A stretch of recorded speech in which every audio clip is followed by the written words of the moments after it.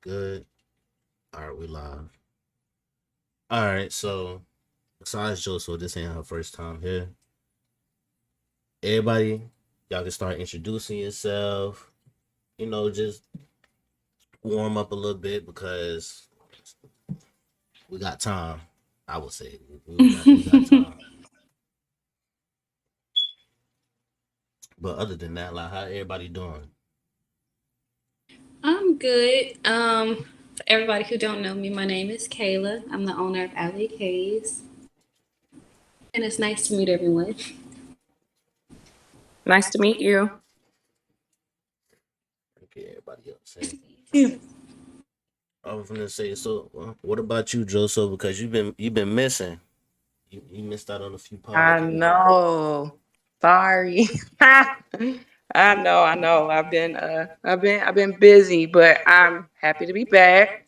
I love your show. I'm Jay Nicole. I am the founder of Joso Designers. I have my own brand of sunglasses.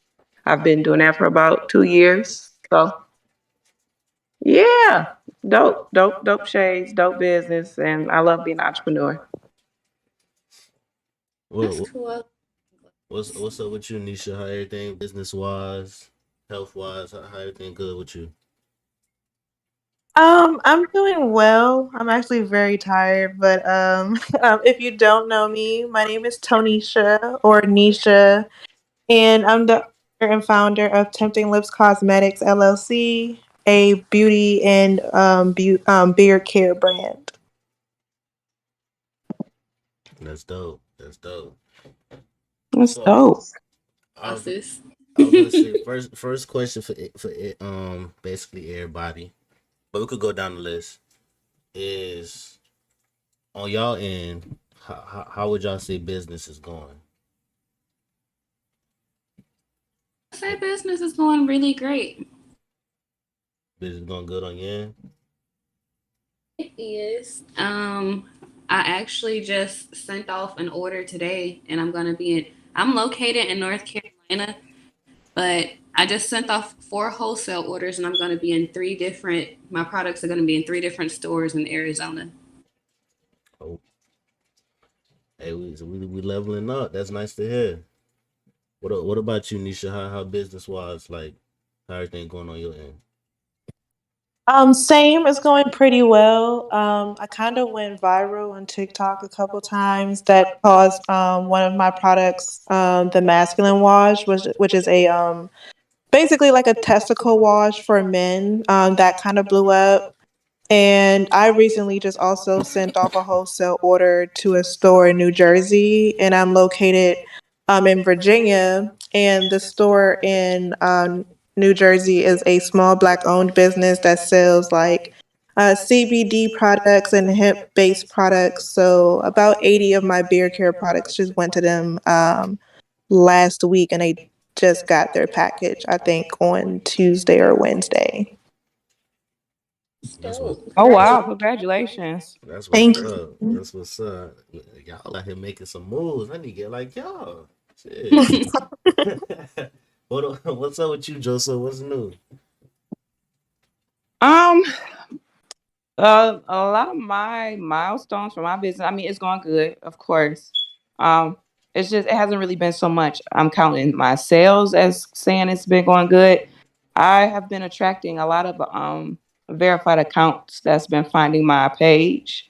I've actually had a couple asked to be ambassadors of my shade. So it's kind of been like the connections and people that's been finding my brand. So that's kind of been telling me my niche, my marketing, because I do all that myself, is reaching my target audience because nothing but the people and the aesthetic that I try to put out with my brand, those type of people have been attracted to my brand. So that's a huge accomplishment and thing to know about your business is that you're actually reaching your target audience and it's the people that you want to see in your brand. So yeah, so if you want to count that, business is going amazing. Hey, listen, any little step can make something big. Any little step. Um, I already touched up with Joseph about this a couple podcasts ago. So for Kayla, Anisha, whichever one y'all want to talk first, what really inspired you? What really gave you the motivation to be like, being an entrepreneur, having my own business is for me? It's kind of weird because I'm a very shy person, so I never in a million years even thought that I would own a small business. But it was just getting in the groove of it. I started off just making small little products for me and my friends and gifting them products, and I was seeing the results and how it worked for them. And so I was like, okay, I'll give this business thing a try, and it took off, and here I am trying to manage. Eh, Yep, true story. Hey man, sometimes the results just show. It be the little things though. That's why I be trying to get people to understand, people who really upcoming and new. Because Mhm. for instance, like y'all three individuals, over time y'all business then really hit a point where it's getting marketed in stores. People see that and be like, oh, I want to do that too, and try to shortcut. And Yeah, no and I be shortcuts to it. yeah, and I be trying to tell people, when you dedicate it to something, a lot of stuff you just can't shortcut like at all. Granted, And it just we have our points where we like, dang, can I get around this? Can I get around that? But being 100% about it pays off. yeah, because you can't cheat the grind. Right, exactly. Is it? My business, it kind of started off the same type of way. With my beauty care products. I literally just started with lip glosses and lip scrubs because well, I like making my own lip scrubs myself, and then with lip glosses, I just hated going to, excuse me, the beauty supply stores and buying lip glosses and they left like white residues around my lips. So I just decided to make my own. Now, when it comes to my beard care, it was actually my partner who made me get into beard care. When we had first started dating or whatever, he was using Cantu, and like it was like really fucking up his beard. Basically, like his shit was patchy. I love to use his pictures all the time because his shit was wild. And then I was just like telling him like what was really in Cantu and was like, yeah, this is why your beard isn't connecting and this is why you're like patchy. And then he was like, well, since you're so smart, make me some beard care products. And here we are almost 2 years later with my beard care and almost 3 years later with my lip care and beauty care products. That's really cool. He Listen, Thank fucked you. around. hey, listen, that's a lot to take in at one time. At one time, but in 2 years, we done blew up. Yeah. We done blew up. Hey, listen, at first I'd have been mad. I'm like, damn, you using my pictures? I know I'm a little patchy. I know I'm a little rough around the edges, but damn, me? I'd prefer you to Google some pictures. But It not is crazy because like he was just like, yeah, just use my pictures because like it looks like shit. And I was like, yeah, you're right. And his picture actually blew up a lot a couple times, and that's what really brought my traffic in. mm. I'm gonna touch up on the Cantu thing. Matter of fact, I'm gonna speak about Cantu, then I'm gonna introduce the next person. She got pretty good business. She actually from my city, but from the Cantu thing, right? I wasn't Mhm. necessarily using it for my beard because my girlfriend at the time, she was very into oils. So she was like, I prefer to use oils than actually like Cantu in your beard. I was like, Mhm. okay, cool. And but at the time I was using Cantu in my hair. Mhm. Um and then like here and there I started seeing like spots. And I'm like, damn, and I'm like, damn, what the fuck is this? Like what's going on? Like, and then I started putting two and two together, and I bring it to her attention. She was like, I don't even know why you even put that. You see what I do? I like to wash my hair and just oil it up. Like I don't even use Cantu and this, that, and the third. I'm like, yeah. So me as I'm strictly oils. I don't try to go into no paste, no heavy gel, no that's ain't for me. I'm looking at So it. I feel the struggle, not on the beard part, but the listen, it'll mess up your hairline. You out here receding and shit looking crazy before you even 30. I'm like, Right. listen, But but like all of their products, if you really read or like Google some of their ingredients, most of it is like made of alcohol and sulfates and stuff like that. mhm. And it's not really geared towards like people of color hair anyways. And that's what I was trying. You really need to start, reading your ingredient list and stuff like that. And that's when I started like teaching him how to read his ingredient list and how much of a certain ingredient makes up a product. So typically, in any type of product you use, the first 3 to 5 ingredients typically make up the whole product per se. So, like, let's there was a product that was saying that it has black castor oil in it, Yeah. but black castor oil is on like third to last on the list. That's mean black castor oil is probably less than 5% within that product, and it's just more of a marketing tactic than anything else. Okay, okay. I see where you coming from. It's like I slap the main ingredient on the face and then sell it, but behind everything else that shit like a 1%. Like you ain't getting nothing really. You just getting the picture. Right, Picture in the exactly. bottle. All right, so I get where you come from, but no, that's crazy. I'm gonna start really like well, as of now, I use like raw coconut oil and stuff like that, but I'm gonna start really looking to some of these bottles and oils because hey man, listen, they got us down bad out here. Yeah, definitely start with your ingredients. Not like now, most of my products that I use, if it's not like small owned, it's typically black owned, for the most part. I really don't put too much in my locks. I actually use my beard oil in my locks most of the time. So Okay, okay. So before we continue, Shay, you there? Can you hear me? Not unmute your mic.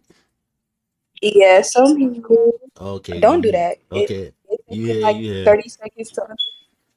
Yeah, listen, you far behind. You missed out.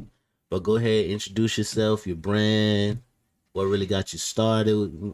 The floor yours before we move on to the next topic. Okay, sorry about my tardiness, guys. I was actually here, but I couldn't figure out how to hear everyone. So yeah, there's that. But my brand is Parallel Flare. I'm a hairstylist, and I also do like a few other things on the side, but predominantly that's what I'm building my brand around.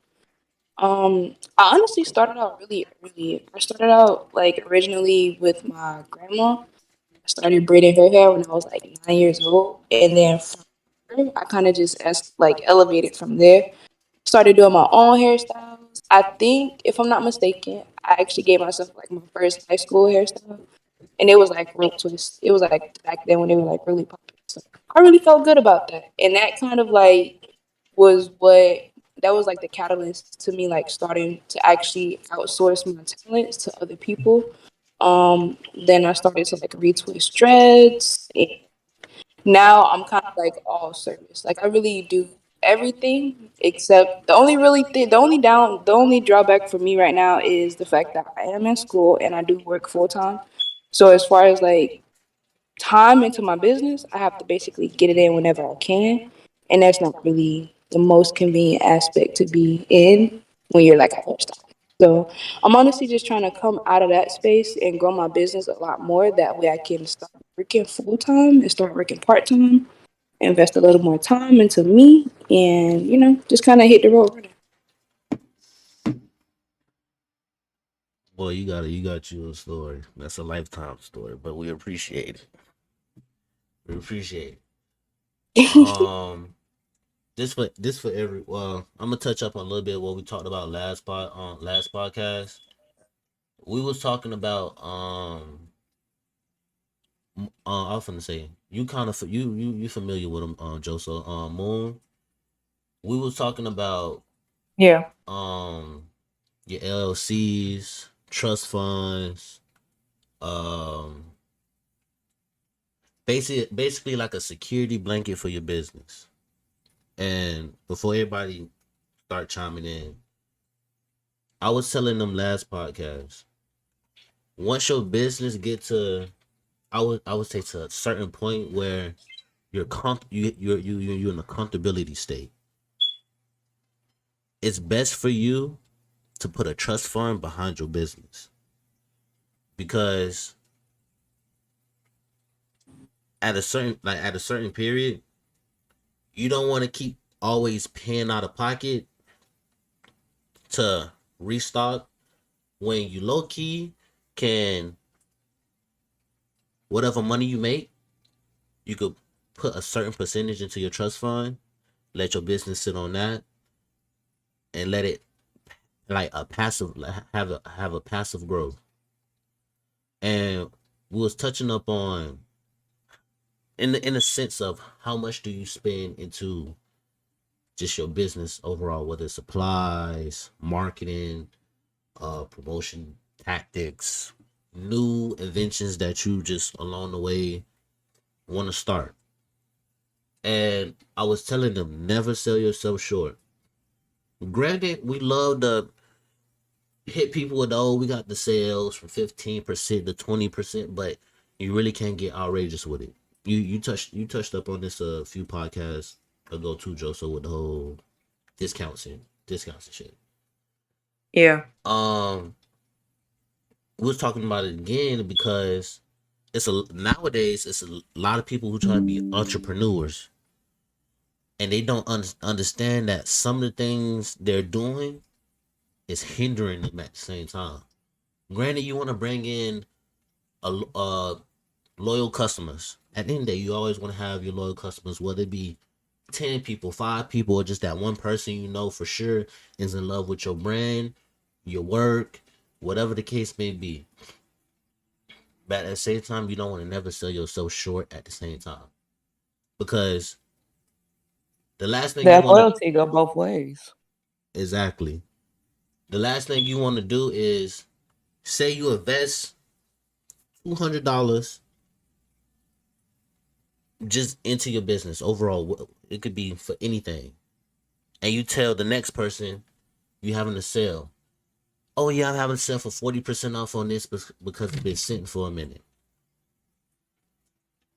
Okay, you have a sale. Your 40% on this item is kind of crazy, especially if it's one of your high bidders. You can't really just throw a 40 or 50% for an item or your service that costs 60 plus, because you're not really making no profit back.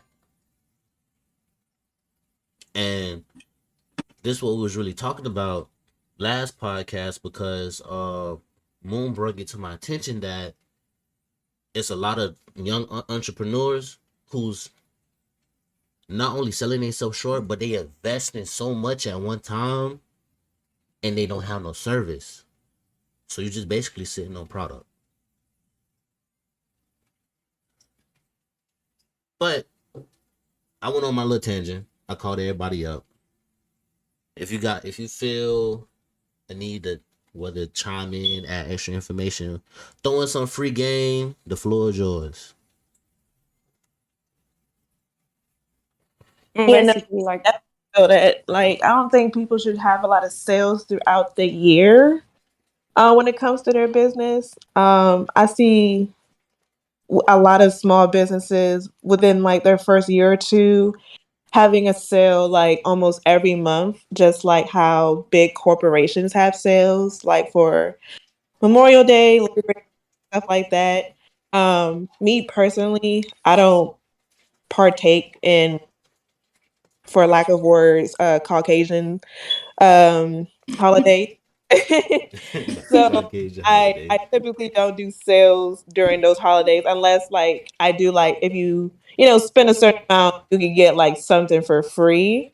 But I have learned to not do as many sales throughout the years, and that allowed me to gather way more loyal customers throughout the 3 years that I've been in business.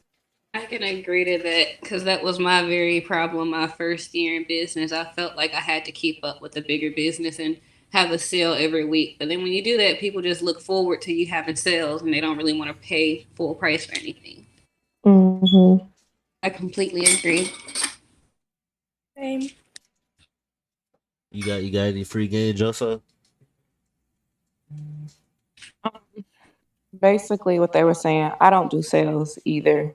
Um, I did one for my birthday, just for that day, and that was it. But um, if you pay good money for your product, for your merch, you put in time. It's a rare find. Like Nisha does her own, you know, the moisturizers and the beard care and all that stuff like that. When you put in the time, and then like me with my shades, I don't just go and find any type of shades. Like I talk to the vendors, I go back and forth about where I want my logo to go, what color. So when you do that, you don't have to overcharge people, but you need to charge what you're, like you said, you need to charge what you're putting out because you want to make that profit. There is nothing wrong. No, I'm not selling $200 shades, but there's nothing wrong with one of my shades being $40 or $50 because I'm paying $400 for 100 pair to get shipped to me on top of me putting my logo on them. Mm-hmm. It also makes you and your business to other people look like, oh, if her shades or her product is $40, it must be good. I mean, these influencers are doing it. This girl, Drea, whatever her name is, I forget her name. She just came out with her own sunglasses line, and we literally have the same sunglasses. She just charged more, and she's more popular, and she made a platform for herself before I could. That's the only difference we got. Mm-hmm.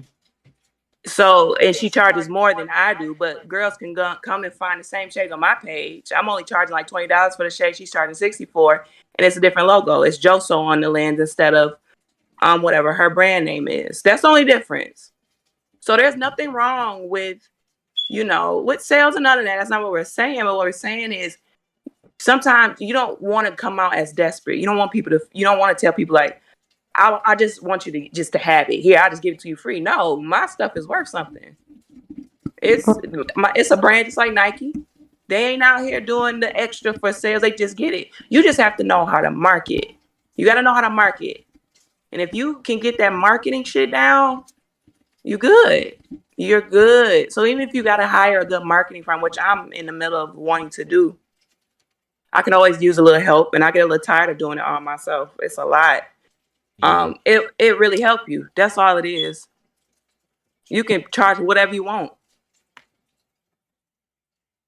Basically. Right. And then I think another thing is a lot of small businesses don't really calculate their products correctly, like how much they should charge for their products. Um, Yeah. I've I've had one girl that came to me and she was just like, "Well, why do you charge this amount for your beard oils?" Well, one, my beard oils have 7 different oils in it. Those oils are not cheap. The bottles, yeah, I mean, I buy them in bulk, so that's probably like the cheapest thing that I buy are my bottles. But the oils themselves, I'm buying up to 8 pounds, 10 pounds of certain oils. So that's why my beard oil is $24. Plus, for the size, it's a 4 ounce bottle. I see fucking Rick Ross. He has a 2 ounce bottle of beard oils.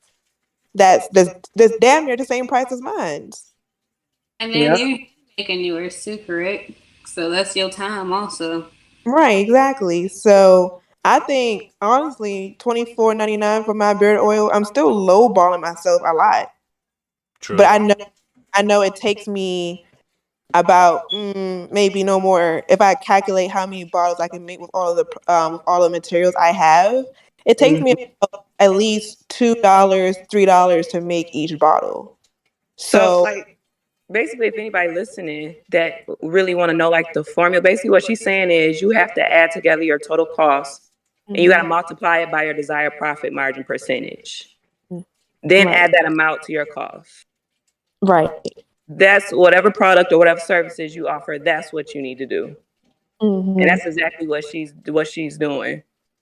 Yes, and so my profit that I make is way more than what it actually costs to make one bottle, and I can make up to. I'm still making products now.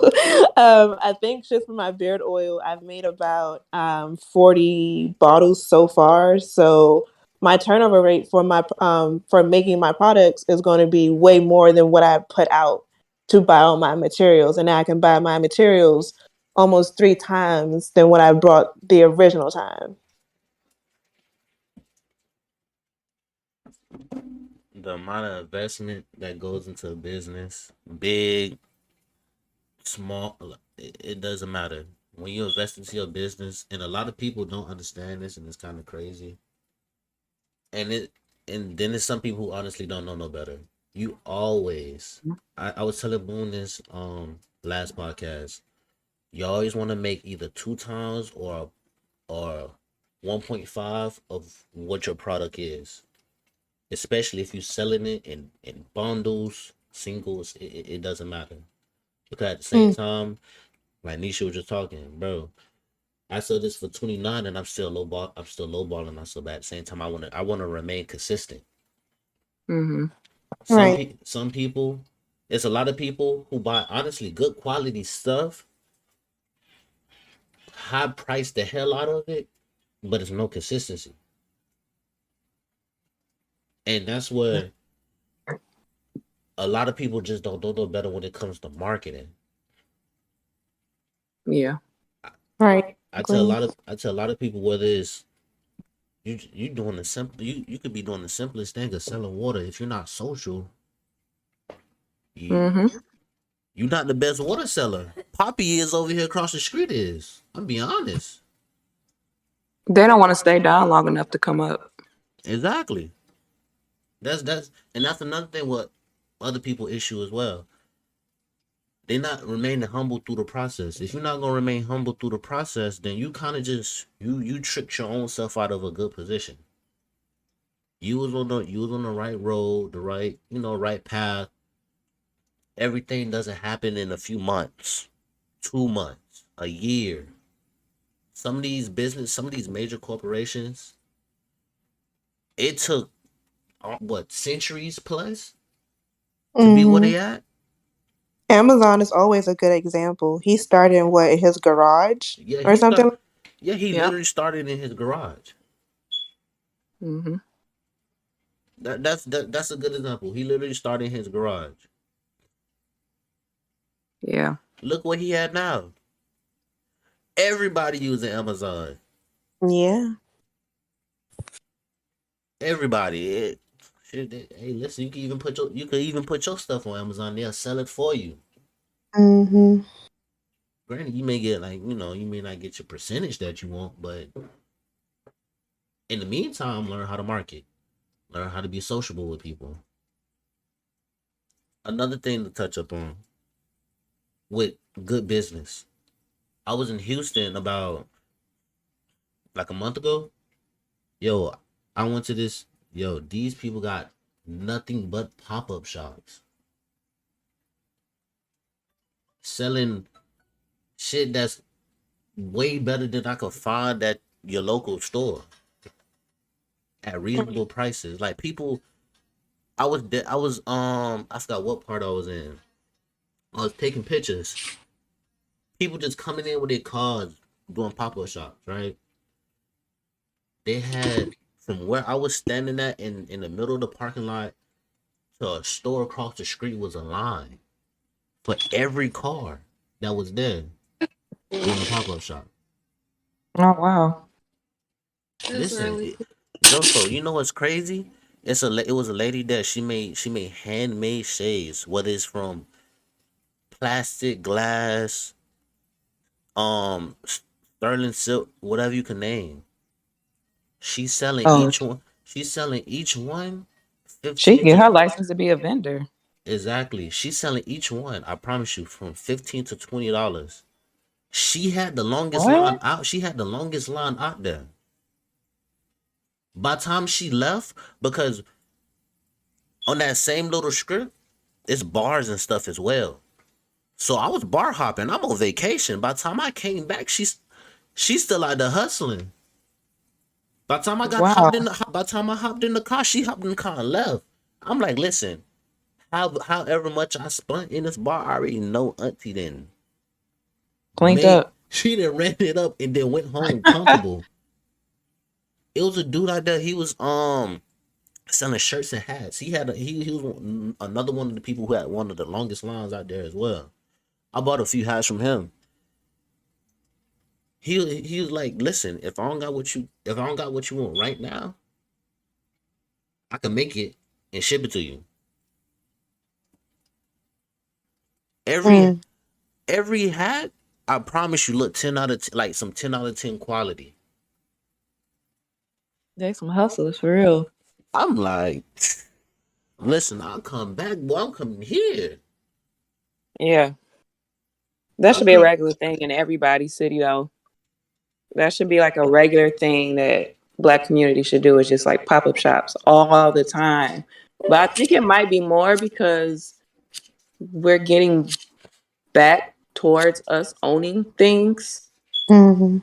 Yeah, and owning businesses, and I know it's a lot of light shed on businesses that sell lashes and clothes, like me, accessories, or like lotions and stuff. But there's other Black people that are like starting law firms and wanting to come out of their practice when they're like becoming a doctor and opening up their own, little office. Like we're slowly but surely getting back to that. And it's I dope to see. yeah, that too. I'm honestly liking what I see with my people, how they slowly but surely putting themselves in better positions business wise. Yeah. Because especially down here, you already know I'm in Miami, so slowly but surely I'm seeing nothing. I'm seeing in my area. I would say it's my area almost to where South Beach at, cause that's really what Miami is known for. I'm seeing more black bars. I'm seeing more salons now. I'm seeing Yeah. more. I'm seeing more restaurants. I'm seeing more. I'm seeing more. I'm seeing a little bit more everything. Barbershops, people to fix your Everything. cars, like mechanics shop, like mechanic shops, like a little bit of everything. So I'm liking the position that business wise that we put ourselves in, because honestly, I could see a couple years ago, a lot of people wasn't doing none of this. Mhm. A That lot of people, pandemic did something to a lot of people. It I opened feel up a lot of people's eyes.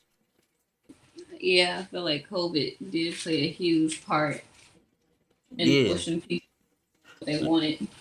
And listen, that's another thing too. COVID wound up started a lot of these businesses as well. People just was like, fuck it, I'll just do it from home.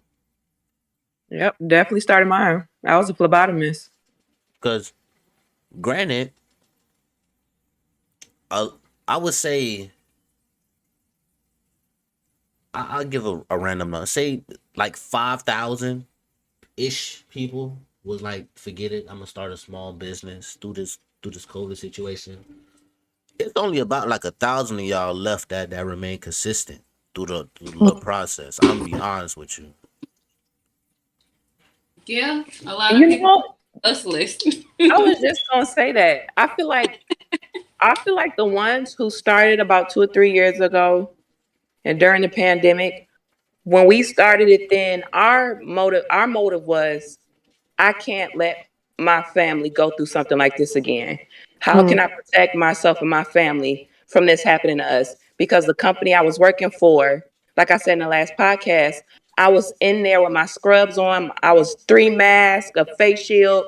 I would have to come home, take off my clothes in the garage, go get in the shower just so my kids wouldn't get sick or I would get sick. And I'm like, but in order for me to pay bills, I have to go out and risk my life and my kids' life for this shit.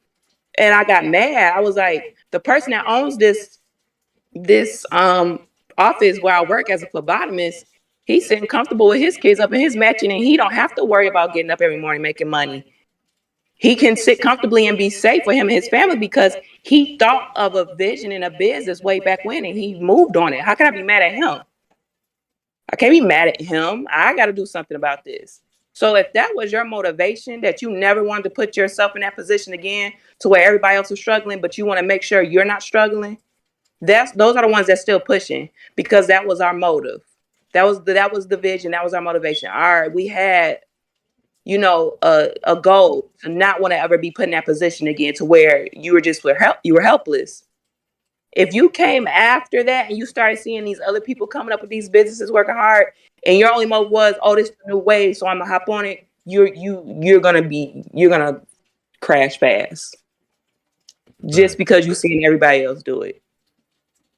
But if your motive was during the pandemic, I know you're gonna make it. I know you're gonna get all the way there. You're gonna surpass everybody else because our drive is a little different. It's a little bit more personal to us. Literally, I started really podcasting midway through, and I think I told you, touched up on it with you, Joseph, that one of my homies, he started podcasting, just general shit that he just like, right? I was like, you know what? I'll do the same thing. But it was one day I was talking with one of my close friends. I was like, what's some ideas I could do? He was like, bro, listen, honestly, you could collab with people. Y'all sit down, y'all talk. It don't matter who they is. I was like, to be honest with you, I'd rather do that than me every week just talking about stuff that I like. Cause I'm a social person regardless. Like, I can sit down and talk with anybody. So I was like, Saying I'm not. so I was so so I was like, why not? I gave it a shot, and I forgot what my first collaboration was. Matter of fact, my first collaboration was with just a few entrepreneurs, and we was talking, and we was sitting down, we was talking. It was me and two of my other co-hosts, but like me really sitting down talking, like locked in. It was with when I first invited you and Moon on, Joseph. Like when I really sat down, locked in, I was like, yeah, we're gonna talk about this, that, and the third, like just everything. Oh, that's what's up.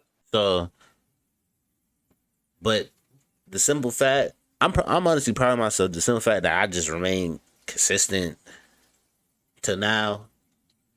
So Yeah, listen, I'm honestly proud of myself. you should be. What is It's hard to stay consistent with stuff like that. It's hard. It's hard to upload. It's hard to find the people to come on the show. It's hard because there's so many other things that you could be doing. It's not easy being an entrepreneur. It's not just you sitting up twiddling your thumbs collecting a check. Sometimes I would rather go back to my 9 to 5. Honestly, Listen, I don't have to worry about nothing. That's they whatever happens is their problem. It ain't affecting me. It's a whole nother ball game now. This is all me. hey Joe. So listen, and my thing was, I'm forgetful sometimes. I don't know if it was Nisha or Kayla. It was one of them. I was supposed to been send a message about collabing. I thought I sent the message. I never did. By the time they replied, they was like, "Oh yeah, we gotta reschedule." And I'm like, "We gotta reschedule." And I thought about it. I'm like, "Damn, I never sent the message. I never." I was like, "Damn, I never sent the message. I thought I sent the message." And that be my problem sometimes. I be thinking I sent the message because when I sit down, I clock in. I be pacing myself. I be like, okay, cool. He reached out to me already. Let me see what's up with him. Or she reached out to me because she seen last podcast. She liked how it went. I'm just going down the list, and I forgot which one it was. And I thought I sent the message, and I didn't. I was like, damn, I gotta reschedule. I was like, you know what? I was like, let me put a date. I'm gonna put a date. The fact that you recognize it though, that means you're gonna probably work on it. You're gonna figure out what you can do to perfect that little part. I mean, the fact that you recognize it and you pointed that shit out and you admitted to it, that's already a step closer to working on it. You're gonna be legit and you're gonna be known. You're way too consistent and you're like real professional with it. So I think your podcast is dope already. And for you, because I wanted to do a podcast with me and my sister, but I don't have the energy to start that shit. Like, I don't want to figure out how to do all that. And she wants to so bad. I'm just like, oh my gosh, Erica, I don't want to figure that shit out. Like, that's a lot. Listen, my biggest thing, y'all gonna hear it first, and many others, but y'all gonna be main ones. My biggest thing is when I get my little man cave situated, dressed up nicely how I want to. You feel like vibe. I'm gonna start inviting people out. I already got mics. I already got like 4, 5 mics. Like, Oh bro, wow. listen, these Them things mics ain't cheap. is not the one. My mic is the cheapest one out of all the mics I got, and this shit was like $80. Every other Mhm. mic that I do got ran me like 125, almost 170. With the mic stand, cord, the the whole 9 yards. So, and then I'm also at the moment I'm trying to get quality cameras as well. Cause I want everybody to come, sit down, enjoy it, have a nice time. We sit down, talk, whether it's about our business, whether it's going on. You already know how I am, Joe. So listen, last time we had talked, we talked about business, then we moved on to music randomly. Yeah. Like It's so really your podcast is just really like just all entrepreneurs vibing and getting to know each other. I think it's a good platform because it lets your audience get to know us personally, and that's another way to get sales. When your audience knows your story and knows you personally and can hear your views and how you think and how you move, that's a sale right there, just solely because of your character. So I mean, this is a genius ass podcast. Motherfucker just ain't caught on to it yet, but it's genius. exactly. I'm just slowly getting to that point. I'm pacing myself. Cause the last thing I want to do is just dump a bunch of money in, and I'm like, damn, like, Yeah. what I'm gonna do Yeah. after this now? So Don't doubt yourself though. yeah, no, I'm doing my little thing. I ain't even stressing myself. Honestly, listen, I honestly love it. Yeah, you'll definitely get there. A good friend of mine in college, I want to say he's one of the best podcaster or like celebrity interviewer that I know. And it took him a while to get to the point where he is now. His podcast or like his brand for like interviewing people is called Takeover Files. Hmm. And I've known him since probably like my freshman year, maybe sophomore year in college. So this is back in 2013, 2014. And he's pretty much getting to where he wanted to be almost 9, 10 years later. So, I mean, hopefully it doesn't take you, like that long, but you'll definitely get there. Yo, you wanna know what's crazy? Now that What's up? now that you mention it, Mhm. one of my close homies, he actually, I had to pull it up because it sounded familiar. One of my homies had one on here before. Yeah, Takeover Files. Yeah. Yeah, I yeah, know him personally.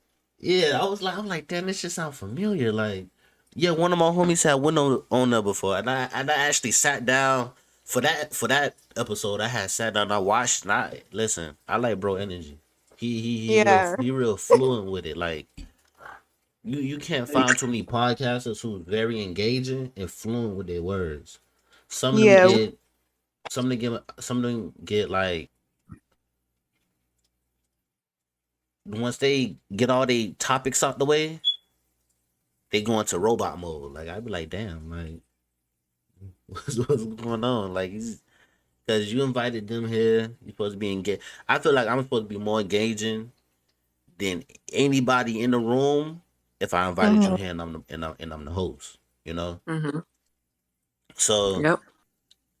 that's what, and that's another thing I realized when it come to podcasting, some people not built for it because they'll get to that point and then they have a smooth brain moment. They like this shit cut off. I'm like, you have it. You was in the first quarter going hard. You was doing good. Like you folded. You folded. Hmm. But another thing that I want to touch on with the ladies is everybody trying to get LLC, get licensed? Like, what's going on? Well, I I have my LLC. Yeah, I have my LLC. Yep. I'm working on getting it trademarked. You went again. Uh, You working on getting a trademark? Yeah. What about you, So- Kayla? I have my LLC and my business license. I'm just in that extra long process of trying to get my trademarks. What about you, Nisha? Yeah, I'm trying to get my name trademark. It's a lot of things I actually want to get trademarked. But yeah, I'm just in the process of all that right now. Shay, you here? Yep. And honestly, I'm still in baby stages. I haven't even established my LLC because I don't feel like I've found a niche the way yet. So I don't really want to establish it and then like be put on the wrong path and then start all over again. So I'm just trying to think it smart. So, okay, so that's understandable. So, with this whole trademarking thing, I'm fairly new. Anybody could y'all could hop on the mic talk.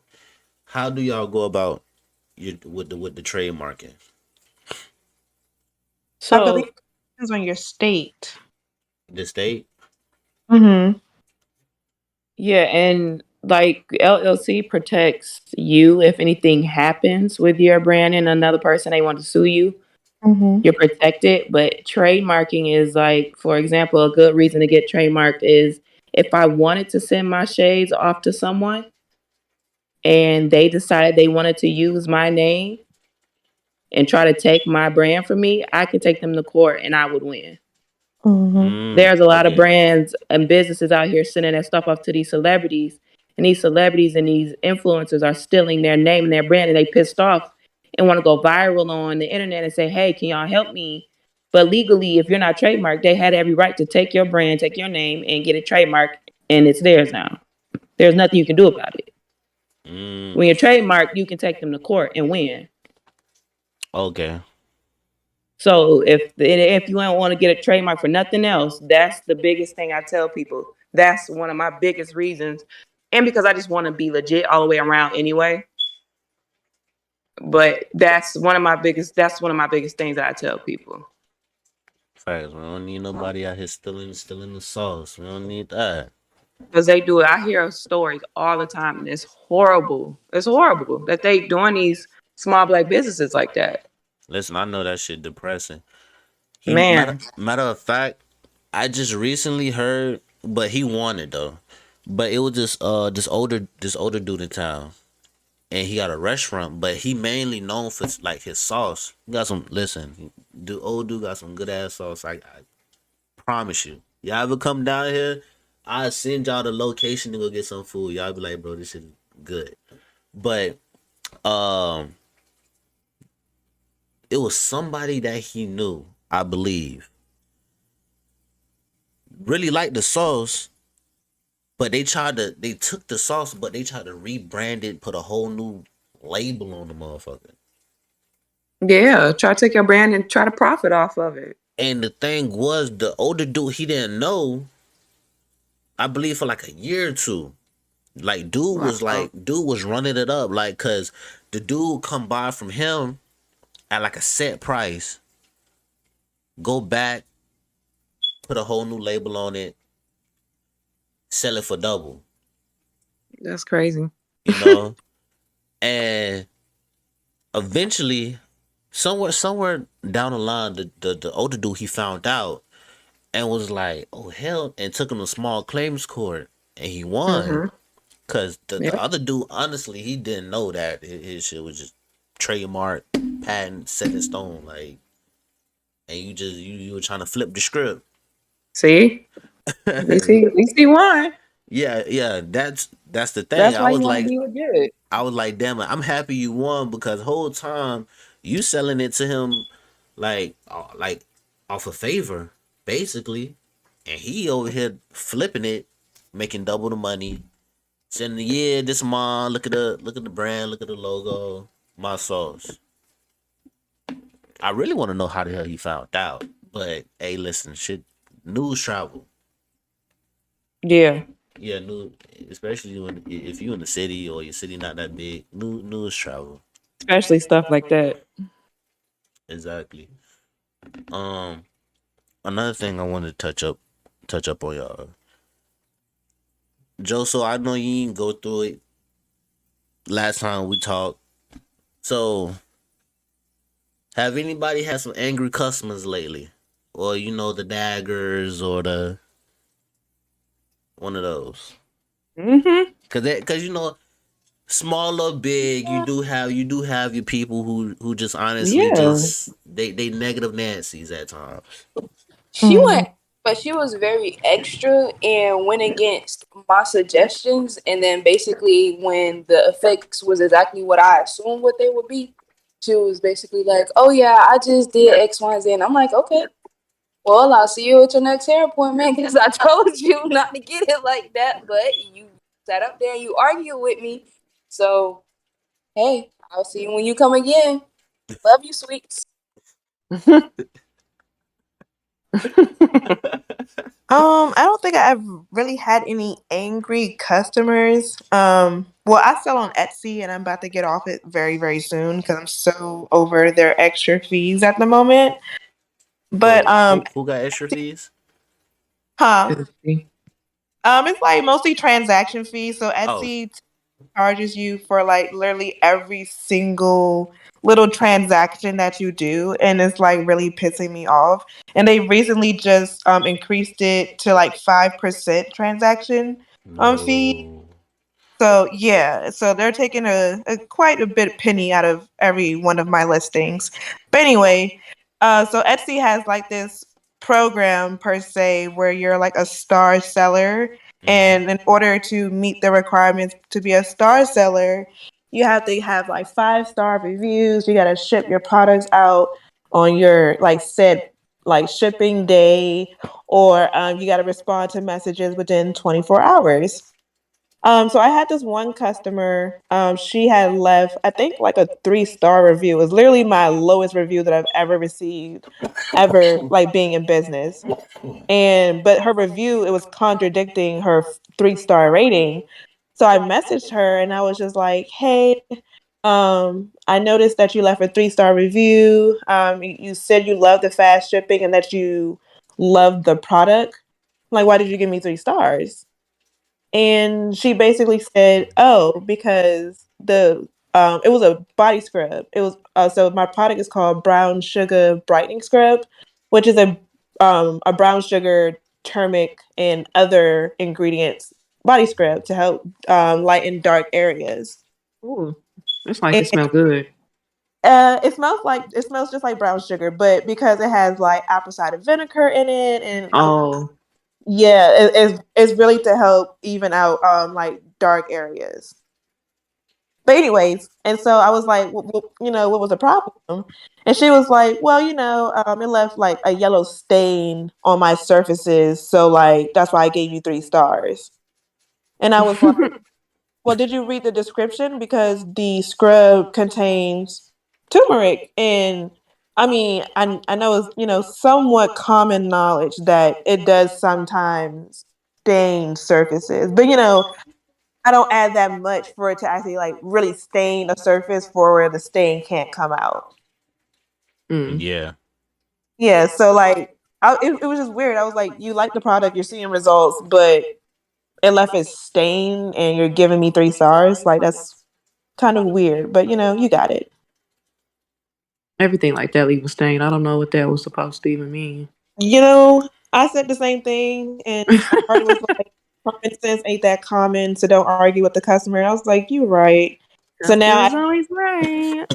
yeah, well, I don't believe that. I definitely don't believe that. But I definitely put a disclaimer on that listing that this product contains turmeric and known for staining clothes and surfaces.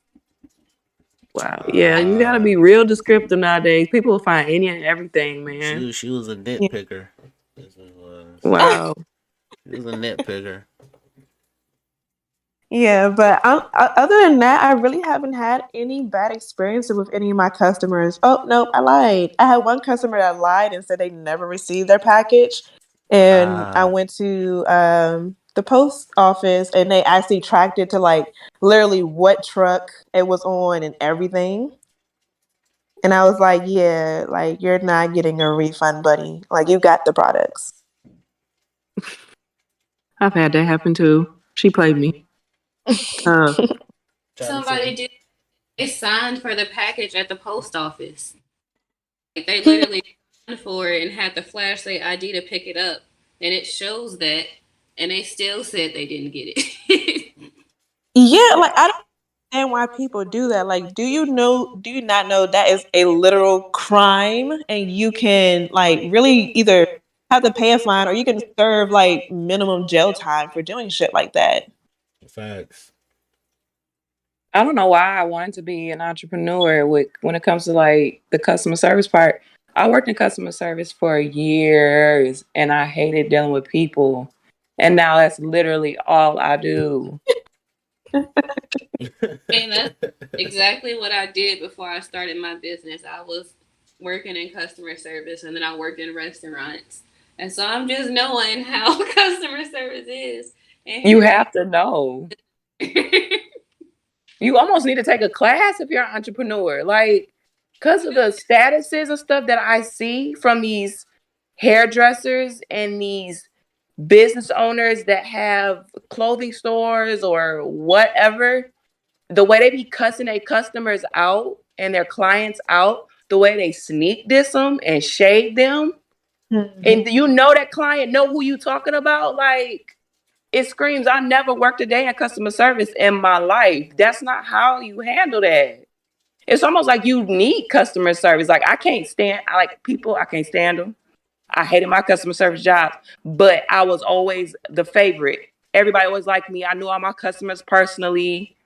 I was always dope at it, though. I couldn't stand it, but I was dope at it. And now I see why. Because now I use it all the time. So I guess it was preparing me. I don't know. But I know that shit frontwards and backwards. I know about customer service if I don't know nothing else. And that's all I use with my business. Or your customers are not going to come back. They already want to run to Walmart anyway for their stuff. It's more convenient. Facts. All they need is one reason to not like you, and poof, they're gone. They gone. You got to know how to talk to people. You got to know how to conduct business. You got to know how to keep your composure. You have to know how to respond when they're cussing you out, because the first thing they're going to do is screenshot it and put it on Facebook or Instagram. Talk about how you got them fucked up. And now you look bad. Exactly. Right.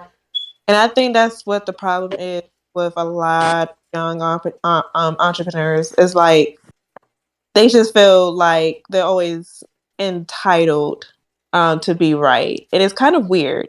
It's like, oh, I'm the boss and, I'm always right. When no, like I said, I don't believe in the saying the customer is always right, but their opinion on your services and your business is. So if you give someone a bad experience, and then depending on who the person is. So me personally, I do a lot of free promotion on my YouTube channel. Sometimes small Black owners don't even know that I'm doing a review, on my YouTube channel. And like I tell my viewers how I exactly feel about the product or the clothing item or whatever I purchased. And it's like literally like a real live reaction to me opening up the package, me just talking about my experience with them with shipping or like how they talk to me. And so I typically don't ever put anything on my YouTube channel where it's like me bashing somebody. But But I feel like, if someone was to like, really piss me off because of their customer service skills, I would probably do that. And that can either make a break or a brand. Yep. It sure Love does. the video you made for me. Oh yeah, girl. I hope you got a lot of sales off of that because like I had so many people in my DMs. It was like, did you get paid to say this? And I was like, no, like it literally helped me. I have a lot of people ask are my reviews real. I'm like, well, maybe you should try it. Right. I actually ran out. I do need to buy so much more stuff from you, but I've just been so busy buying inventory. It's just like keeping up with life. So So I've been MIA. I've actually been working on a new line that I'm gonna come out and I'm gonna do basically a complete revamp of everything. oh, okay. So,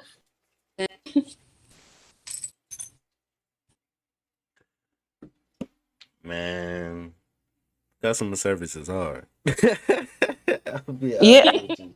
I mean, if you make it hard, it can be. I've been in customer service pretty much all my life, and I do enjoy it. I mean, yeah, you get like some of those people who are like very hot-headed, and sometimes you just gotta remember you're only here for a couple. You can let them talk shit to you, but then when you get off work, you can like have a drink, smoke a, and just like be like, okay, those 8 hours is over. Let's try and make a better 8 hours the next day. Exactly. My thing is when it comes to customer service, I'm just a man of common sense. Some shit just doesn't need to fly over your head the way it do. So Mm-hmm. that'd be my problem. Everything else don't bother me. Listen, you could talk shit, you could do the whole 10. It ain't gonna bother me. But the only thing that really bothered me at times is like, bro, listen, you're asking me stuff, and I listen. In the next couple sentences, you're gonna answer your own question. Mm-hmm. That'd be my thing. I done been in customer service where this person, the customer, then flipped out and was doing all this extra, and I'm like, bro, listen, this at best, what can I really do? Nothing. Especially if it's out of my hands, it's really nothing I could honestly do besides reimburse you if the shit would just honestly just not to your liking or not what you expected or you know.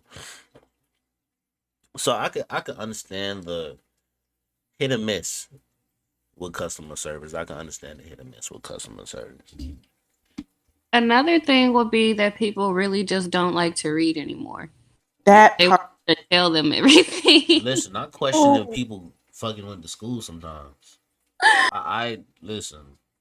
Reading is very fundamental, and I think that is like I feel like people just don't like reading. Like it's just so weird. Like growing up, I mean, my parents never forced me to read, but like I enjoyed reading. I enjoyed just doing research. I'm a history geek, so like I really love to educate myself. But it's just like customers, they really just don't read or pay attention to anything. No, and then it's like those little assignments that you used to do at school where they have you read a passage and then you got to answer the questions at the end. Mm-hmm. That would be just like, so what does this product do? How long will shipping take? How long? Like it's all right there. Exactly, right. Or I think people are more visual like buyers now than like reading captions and descriptions. Cause I would literally have people just buy my bear care products just off of the strength, like I said, of my partner's pictures. And I had this one guy, he was baby faced as hell. And he demanded a refund, and because he was like, I didn't grow a beard, and I was just like, well, just looking at your pictures and seeing you have baby face, Yo. your entire life, Grow a like beard. my products are not, like magical. They're not like a perm that can like chemically straighten hair or like anything. So, what were you trying to gain? Did And you then like have a I can't completely help. bald face? I can't Yes. help. I can't help but fucking laugh. I can't help but laugh. Oh my god, this man had a I'm not even gonna say it on my platform. This man had a fucking baby face and wanted a full beard in 2 months. You know what I'm saying? Granted, Sound like you need hormone pills too. Forget Bro, something. right. I just want to Granted, say, he had some little whiskers. He did have some little whiskers, but like, it wasn't like, like a full beard. Like my products are for helping your existing beard to be more healthier, stronger, fuller, and longer. It's not to, cure baby face. If I ever come up with a product like that, I swear. But I was just like, I mean, I don't know what you want me to do. And like growing a beard can be genetic. If no one in your family has a beard, 9 times out of 10, unless it like skipped generations, you're not gonna grow one. And I gotta explain that to men all the time. You'll be very surprised at how many men don't know how to take care of their beard. And that's why I'm very glad that I'm in this industry right now. oh, matter of fact, since you just touched on something, Oh. I'm gonna go on a small tangent, a small rant. Okay. Men, and this is only for men. We need, well, not we, y'all, because I already started. Need to start eating more organically. Yes. It costs more, but it's in the long run, it solve a lot of issues that we don't even know Yeah. about. Yep. Listen, I went from, because in my family, we don't have these big ass fucking lumberjack beards. We don't. I'm be honest with you. We got the small fluffy beard. You cut it, it's gonna look like peach fuzz. It's gonna be, something simple. And I could say I started back in, I would say February. Start eating like really organically and start cutting everything out. Mm-hmm.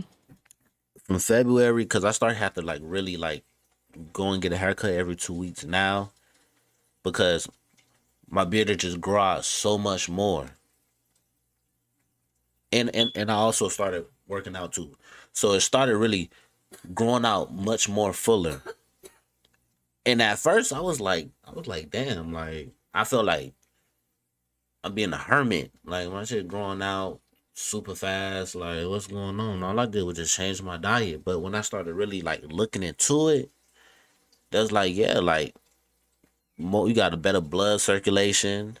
You putting the correct things in your body. You're not, because I had cut soda out completely. Like from just beverages, I cut soda out completely.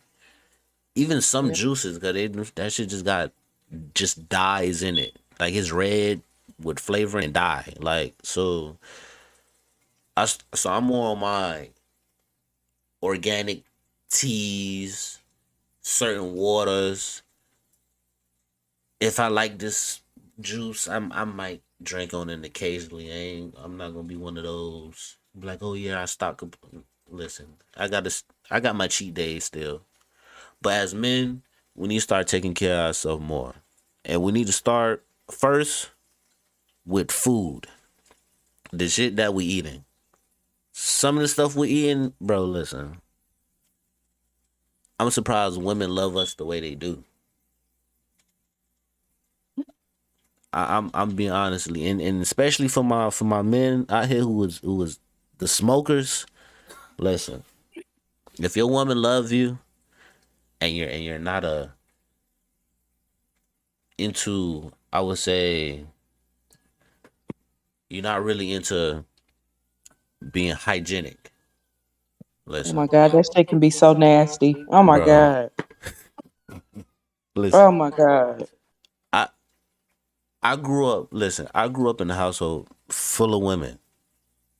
So when it came to just hygiene, period, I fell in love. I fell in love with it. Like I got more cologne and the exfoliating shit than anything. It make you feel better about yourself. No facts. That too. when you really take care of yourself, it's like you gonna unlock a whole new you. Yeah. It's a Yep. lot of men. I promise you, it's a lot of men who honestly don't know how to take care of themselves. Yeah. Some of it's not their fault. Yeah, some of it is honestly not their fault. They honestly just don't. They really just know. Hey, listen, hop in the shower, bathe, going by my business. Like hygiene is way more than you just hopping in the shower. Cause honestly, some soaps is really bad for you. Some of them just got a bunch of alcohol in the product. And it's eating away at your skin, and you over here looking like fucking Freddy Krueger. So Yeah, it's safer for you to shop for your essentials at businesses like Nisha's. Like the way she broke it down, the way she knew her shit to a science, that's the product you trust. That's yeah, the product that you support. She knows her stuff. That means she studies this shit. Like she not gonna sell you no bullshit. exactly. Yeah. Those are the people you buy from. These are the businesses that you buy from. Because we have experience with the products that you're already buying. We don't like the experience. We need to change the experience. How do you do that? You create your own. Mm-hmm. Those are the businesses you trust when they have a mindset like that to start a business. Listen, another thing. These women, they giving out free game. If you do not see a business using what they sell on themselves, I don't know why you're buying from them. Exactly. Just like what's a good example? The CEO or the founder of no, the current CEO, I believe, of McDonald's. He does not eat anything from McDonald's. Um Exactly. Steve Jobs, he told his family, don't use certain products on Apple because they're listening in on you. Like, I want you guys to really pay attention to some of these big CEOs and them not using their products because that means something is wrong. Granted, everyone has an iPhone. I love my iPhone, Exactly. but I make sure I don't do certain things around my iPhones or my Apple Watch or my iPad because just a little stuff that we just know. I'm not gonna get too deep into it on this podcast because you don't know who's listening. Hey, listen, you never know. You never know. but but yeah, definitely start doing your research. There's a lot of great small businesses that make a lot of body care products. Kayla is one. I'm gonna just shout out a few that I know off the top of my head. Hugh Girls. Oh my God, love her. Her Love body her butter. butters. Yep. Tiana, I think that's her name. I hope I'm saying it right. She make a lot of body scrubs. She make a whole bunch of natural skincare products as well. It's this guy on my Facebook. I don't know his business name by heart, but he makes a lot of natural soaps. Like, definitely start using the hashtag small Yep. black owned businesses on Twitter. You will find so many amazing small businesses who cater not just to us as black people, but just people with different skin conditions, hair conditions, or just anything in general. Definitely start looking for those type of people because they actually care about your skin, about your hair. Yep. Facts. Black businesses are basically your safe place for you to buy the product you love. You don't have to worry about anything. Usually black businesses create their businesses because they want other black people to be accommodated and to be taken care of. That's with restaurants, or if I'm selling my sunglasses, but I'm selling them for a cheaper price than what she's selling them, I'm giving y'all a better deal. Or, it's moisturizers, whatever it is, we have a story behind why we want to do what we do. And it makes it a safe place for our people to shop and not have to be worried about them putting poison into our lotion. hmm Facts. It's a safe space to just buy your favorite products. But even, still do your research on some small black owned businesses because some people just be Yep. scamming. And it's just Listen, really ridiculous how some are trying to scam their own people. Yeah. Listen, I'm gonna talk about that real quick. About the ones who just listen. For one, you trying to scam your own people or just another individual in general is the lamest shit possible. For one. Two, for the people who are here scamming and selling the same exact shit that the next person is, listen. That shit lame. I cannot make this shit up. I typed in this the small business hashtag, right? Bro, Mm-hmm. I seen 5 people. I cannot make this shit up. 5 people selling the same exact clothes. Same exact everything. When I say to the T, like literally to the T to the stitch. The Well, same exact clothing thing. is different. I think clothing is different though because like some people would literally go to the same vendors. Yeah, Yeah, they listen. running out of Yeah, vendors. yeah, that too. Some of them is going to the same vendors. But what I do respect, it's a lot of people that probably go to the same vendor and they will reconstruct the whole fucking as if like they didn't get it from this person. I know a few Mhm. like they'll go and you know the patches that you could put on the hat, shirts, pants, or anything like it's I know I forgot this dude name. I want to shout out his business. He he make his own patches and he'll put it on the shirt. And then some the detail on the back of the shirt will literally have his business name in the stitching. Mm, that's different. He'll buy from like some of the same vendors that X, Y, and Z would from. He'll just Hmm. revamp it. That's my thing. If y'all gonna buy from the same vendor, revamp it. Y'all just copy and pasting. That shit is old. I'm telling you. Yeah, you gotta market it better because it's gonna be somebody selling the same stuff as you.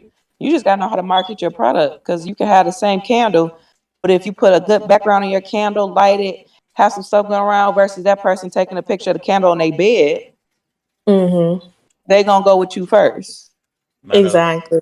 matter. Invest in your presentation, invest into your marketing. And if you don't know how, find somebody that does because that is going to set you apart from everyone else. Look at your Exactly. favorite store, brand, whatever, and look at their Instagram. Look at how they take their pictures. Look at what their pictures look like on their website. Try to get as close to that as possible. Don't just do any and everything and then post a picture and you took a picture of an outfit on your floor in your room. Yeah. Oh my God. Like that's not gonna work. I need to see it on a body. Yeah, and that's another thing with just people who sell clothes. A lot of them just use the vendor picture. Like, do you not buy samples for yourself and so you can model or, hire someone to model your clothes? Yep. Like I'm very picky when it comes to buying clothes from small businesses. If I don't see it on like the actual owner or like a model that they hired, Yeah. 9 times out of 10 I'm not going to purchase from them because the vendor pictures they're girls that are unrealistically bodied. Like they got BBLs, big Yeah. ass titties. I'm short. Okay, I am not 5'7". Yeah. I'm a 5'1" short person. So I need to see a model that's probably Yeah. the same height or like body size as me before I purchase. Cause I'm going to be mad if I buy something and it doesn't fit like how the model is in pictured. That's why I have a contract with my ambassadors. I choose Mm. ambassadors because I need people other than me to be on my website. That's Yeah. not a good look when every model is you. You Yeah. want to eventually get to a point to where no one sees you at all. You don't see Nike all over the people that own Nike all over their own page with they Jordans on. Yeah. Exactly. That's true. You have to conduct yourself on their level. So I have a contract with my ambassadors, and on the contract it tells them what I would like in the background, how I want them to present themselves. Like I can't just post anything on my page. I need this shit to sell. There's Mm-hmm. a lot of people that send me pictures in their stuff, but people know I only pick certain type of pictures. So it's like that kind of pushes everybody to be on their A game when they post a picture in your brand because they want to be one that's picked that day. You know what I'm saying? Like, make sure everybody is in unison when it comes to how you present your brand and the aesthetic of it. You don't want just any and anybody selling your stuff because some people can post a pic and it will be a complete turnoff. You probably didn't notice the shades at all because of their outfit was a hot mess. Like, it took a completely attention away from my brand. Like, you can't do that. You can't just post any and everything. Mm-hmm. That too. Like Nisha and Joseph was saying, bro, listen. If y'all gonna have models for your clothing line, bro, listen. I don't listen. Shorty with the BBL, yeah, she look good. I'm keeping it stacked. We need the average. We need the average body type woman too. We need the BBWs. Listen, we need variety and range. Right. Yep. I don't want. I don't want to buy large and that motherfucker fit like a 2X. I'm keeping it, being honest with you. I don't. That's the one thing crazy. everybody said about Savage Fenty, how she just has all different body types. Rihanna got your heart before she really got your sales. Oh, we love how she support every body shape. Her lingerie line is so realistic. She did it. Exactly. And I love her It lingerie. gives that. I would spend bread on Miss Riri. Yes. They go into freaking Victoria's Secret where, I'm not going to talk about all that. It's a little bit too personal. Hey, hold on. Y'all know Hey, what I'm listen. talking about, I'm though. gonna give a I know Victoria's exactly Secret. what you're gonna say. I'm gonna give a Victoria's Secret story. Right? It's Valentine's Day. Every dude, listen, back then, every dude was gonna be like, "Oh yeah, I'm gonna get my shorty something from Victoria's Secret with a perfume, a little matching set." Listen, bro, she could be an A cup. This bra is not gonna fit. I'm being honest with you. You didn't ask for the, oh, you feel me? What's your bra size? What's the width, the length? What's your, you want it with a wire or without a wire? Oh, you want the matching underwear set and it don't, they looking at you crazy like, what the fuck did you buy? Listen, Victoria's Secret, I don't know what's your secret. Listen, you gotta fix your marketing. Yep. Fix your marketing. Everybody don't look like fucking Suzanne. I'm being honest with you. They damn sure not shaped like Suzanne. Yeah, but you also just got to remember, the skin color that's running the company. So you can't really expect too much. Yeah, okay. That's another thing too. We kind of expected something from, but at the same time, shit, everybody got coming crazy body types. I think it's two white people that run Fashion Nova and Shein, ain't it? I believe so. I'm not gonna lie. Like, I still order from Fashion Nova. I actually get I all, do too. Hey, listen, I get all get my I get graphic It's tees so from them. fast and convenient. I get all my work clothes from there, so I can't, shade them too much. But I mean, like most of their models, they're not realistic. But if you know your sizes for some of their clothes, you're fine. I've never ordered off of Shein though. I'm still kind of skeptical on them. Very hit and miss. See, I And was at that's not first. bad. I was at first. Let me be honest with you. I was at first, but I done ordered a decent amount of shirts from them where I was like, okay, it fit how I expected it to fit. Now the hoochie daddy shorts, I ain't get to that level yet. I ain't about none. I'm gonna stick where I know. I'm gonna go where I know I'm gonna get them at best and call it a day. I'm not gonna go to that. Y'all just get. I'm gonna just get my graphic tees from y'all and call it a day. I'm not doing anything else. To be honest with you, summer these needs gonna pop out, but it's not gonna be from y'all. It's not. But so far. Listen. We touched up on more than enough stuff.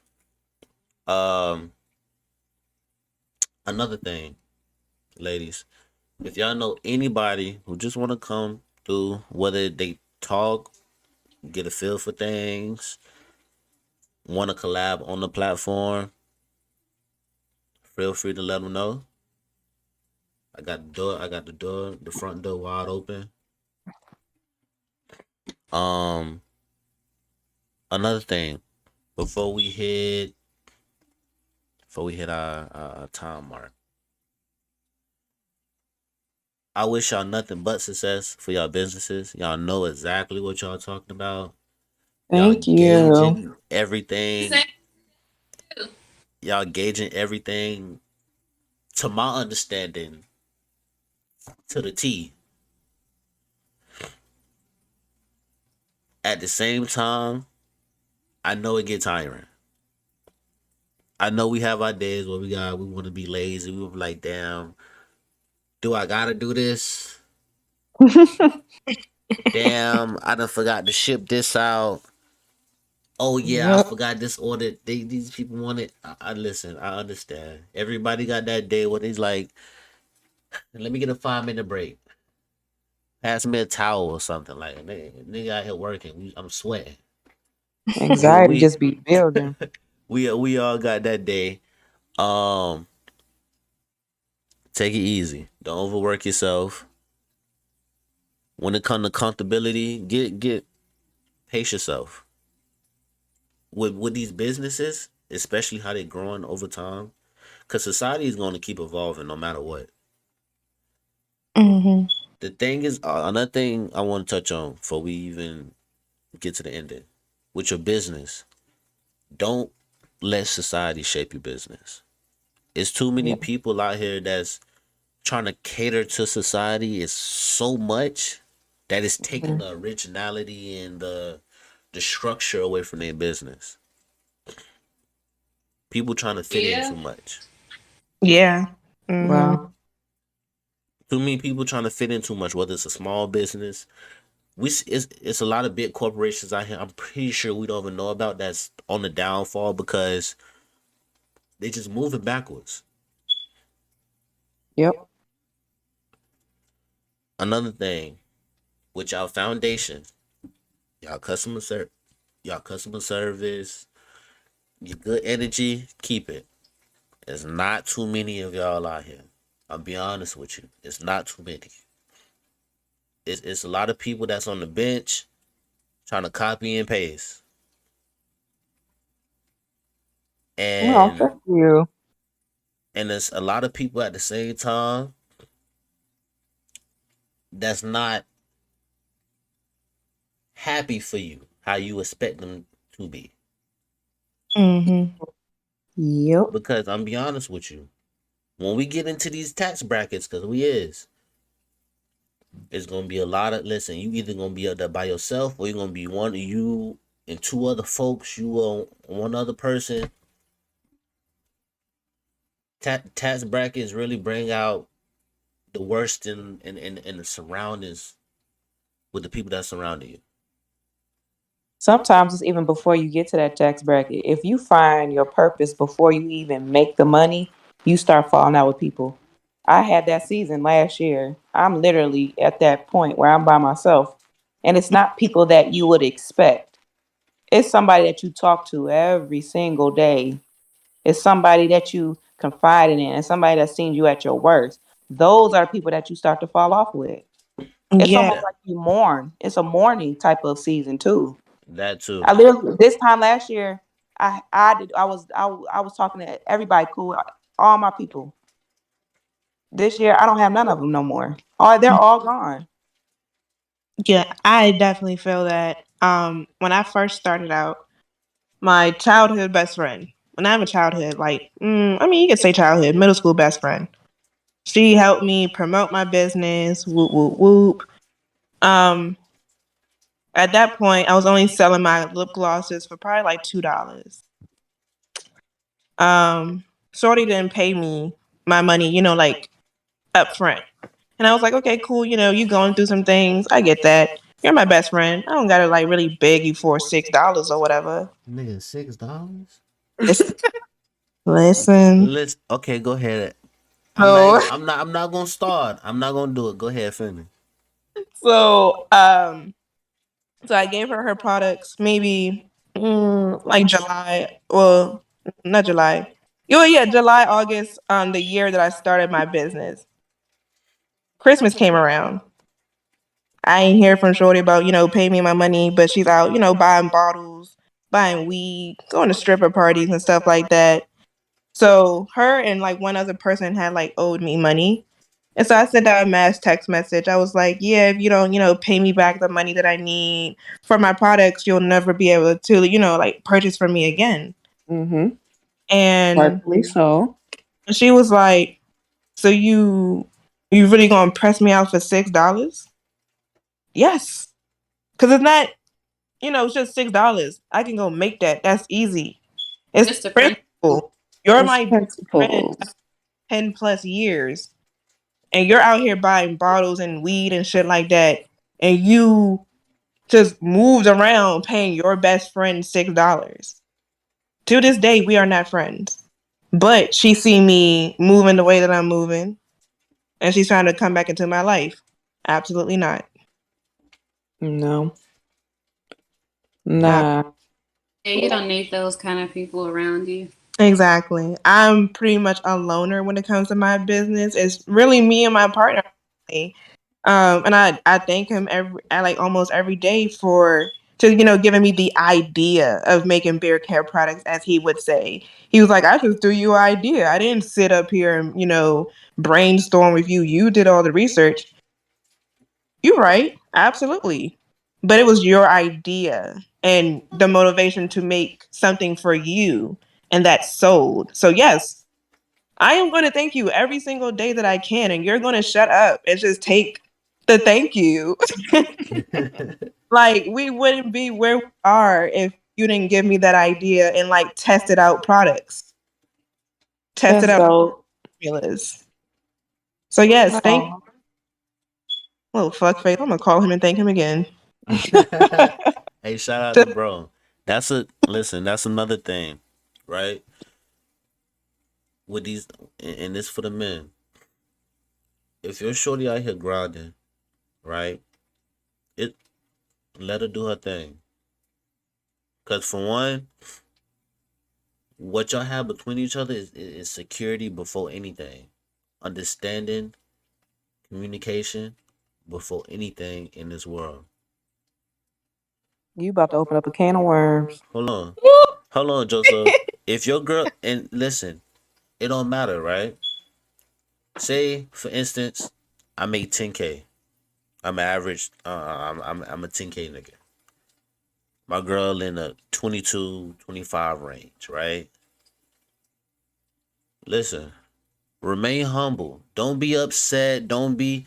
Listen, if your girl the breadwinner of the relationship, let her be the breadwinner of the relationship.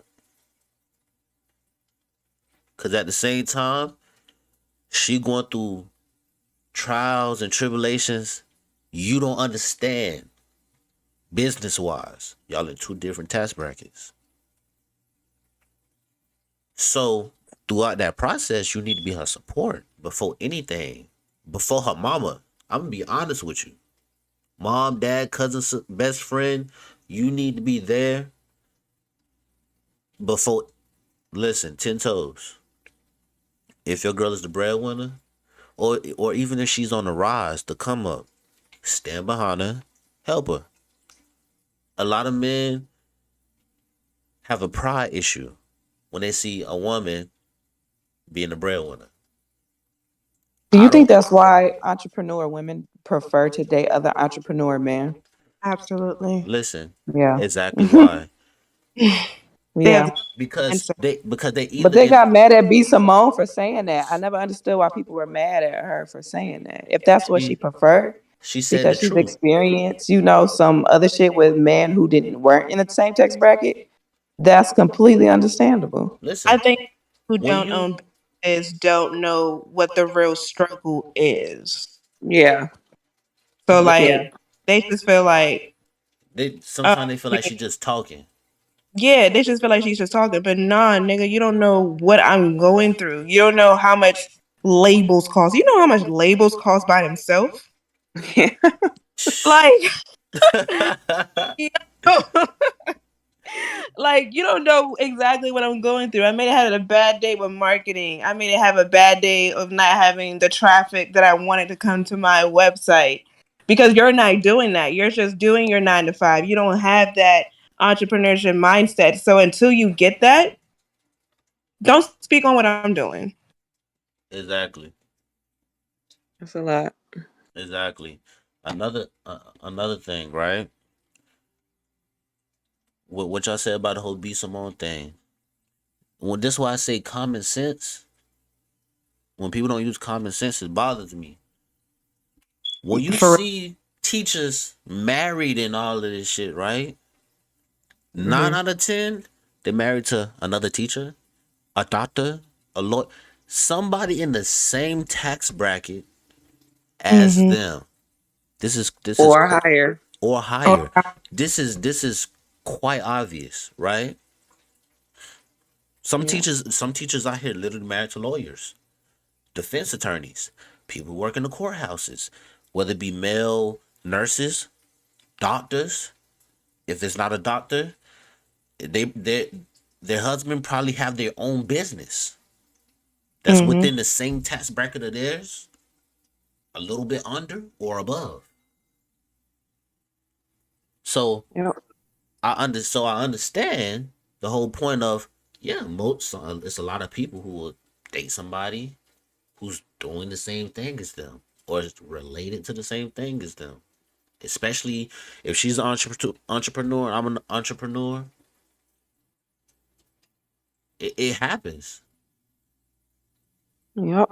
There's not too many entrepreneurs out here that comes to my mind that's fucking dating a gardener.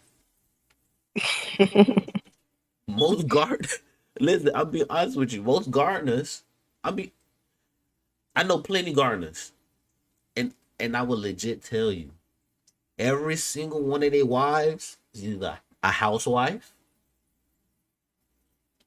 or she has her own business on the side because her husband gave her the opportunity to.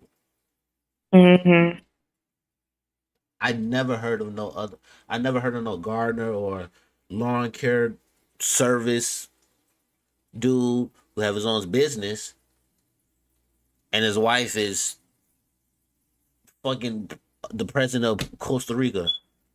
Yeah. What? Listen, this is not a Disney movie. I'm be realistic about it. We have our Disney moments, but that shit is rare.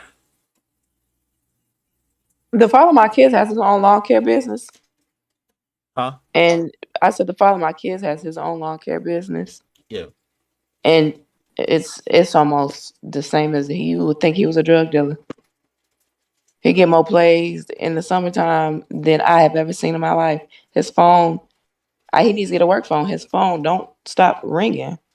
So if you own your own lawn care business, Well, yeah, I worked in lawn and care with my uncles, right?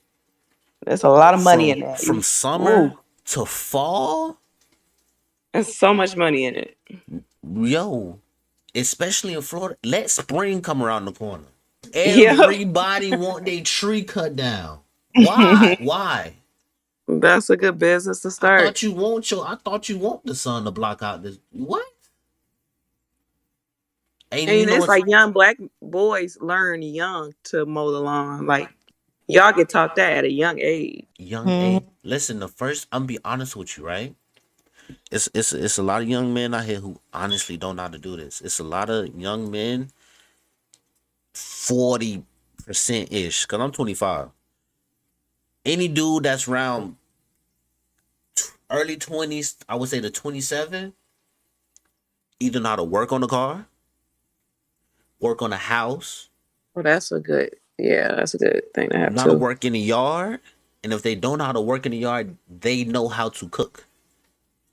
All of this was either taught to you by your grandfather or your grandmother, and was later on emphasized by your mother and father in some kind of way. Mm-hmm. whether they together or not. I got from I would say from 10 until 25. I know how to do all four, and I'm tired of doing all four because I've been doing this shit so long.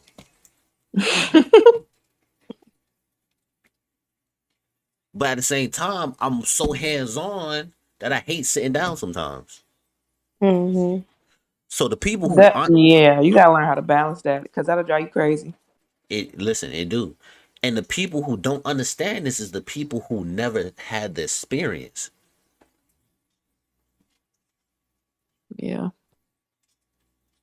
And they fall into and I put them in the category of listen, y'all just don't know no better. Somebody gotta teach them. They gotta start somewhere. Somewhere, shit, somewhere. If you know how to do all that, well, I think you didn't find another business revenue. Hey, listen, Joseph. I'm be honest with you, right? The main three things I tell my mother this all the time because she feel like I'm moving slow. Listen, lady, you you in the hospital 35/7, like you live there, but I can't blame you because that's your passion. I tell my mother all the time, the three things that I want to be my passive income in life that I love doing is socializing. That's why I made podcasting. Graphic designing. I went to school for this. I have a passion for graphic designing. Also, when it comes to houses and building, I eventually I want all of this to pour over into me flipping houses. That's another thing that I prefer.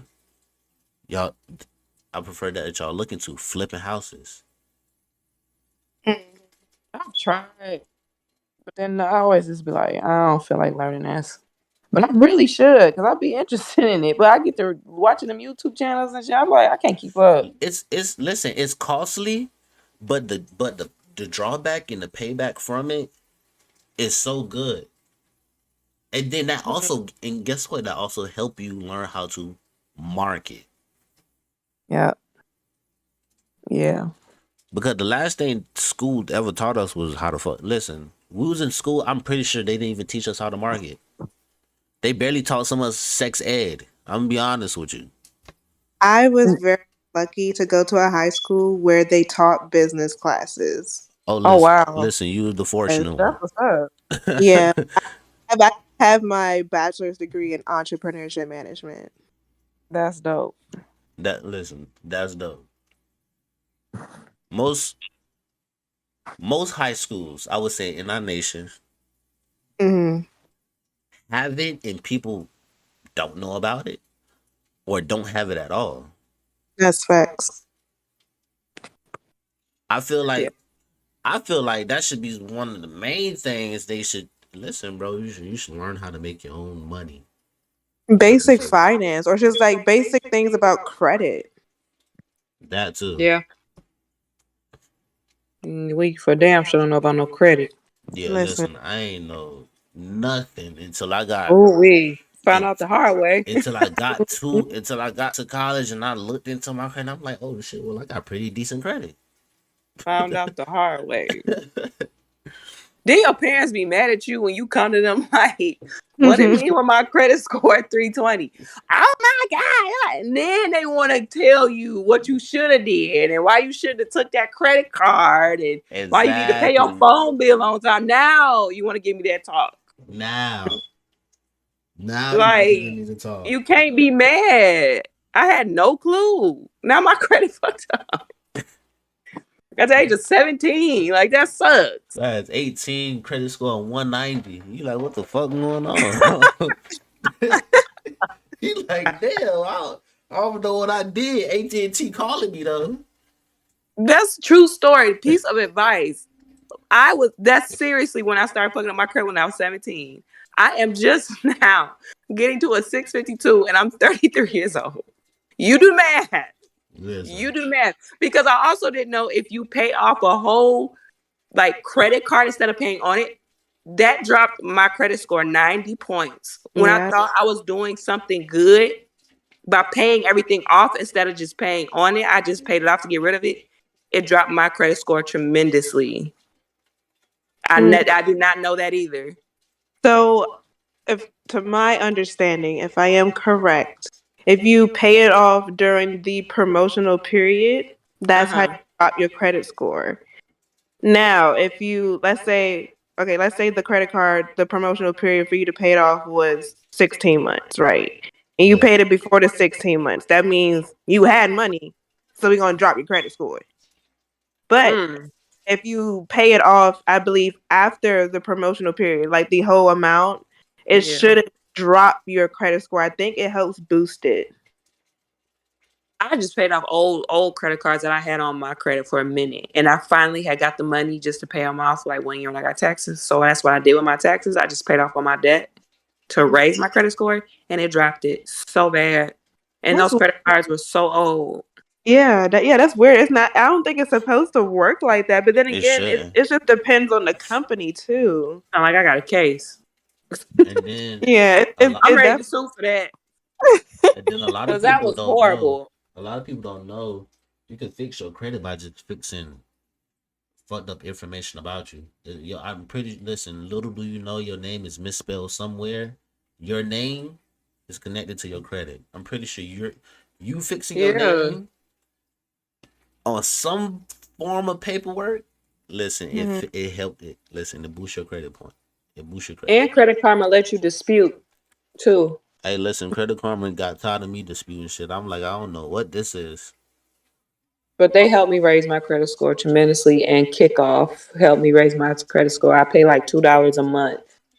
I input like a $15 into like this account, and I just pay $2 a month on it, and I just pay it off. I just give them back the money that I just put in. Mm.